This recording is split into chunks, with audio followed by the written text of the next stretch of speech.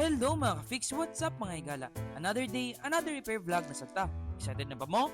Let's go! Karong adlaw mga ka-fix natay dawat nga iPhone 11 nga naay problema siyang LCD og siyang back glass. Ang ingon ni customer, natagak to ning cellphone na habang nagasakay sa motor. Reminder lang mga ka-fix nga ingatan jud ang ato mga gadget pag nakasakay mo sa motor. Kay kung daghan og guba ang inyong cellphone, expected na pud nga mas dako og gasto para magpa-repair. May na lang natay stock sa back glass og LCD mga ka-fix. Maong nakuha dai ni customer same day sa paghatag niya sa iyang cellphone. Og tama dai mga ka-fix ang Gadget Fix Samal kay located sa Zone 3, Barangay Villarica, Island Garden City of Samal. Linya lang mi og natung-an mi sa duha ka barge. Open mi every day, Monday to Sunday, from 10 a.m. to 6 p.m. Kung layuan mo sa Samal or wala mo'y time mo ato og Samal, pwede ninyo ipadala ang inyong guba nga gadget via LBC or JNT. Og diri sa Gadget Fix Samal, nag-repair mi og iPhones, Android phones, iPads, tablets, laptops, MacBooks, and TVs. Ang amuang motherboard repairs kay up to 3 months of warranty.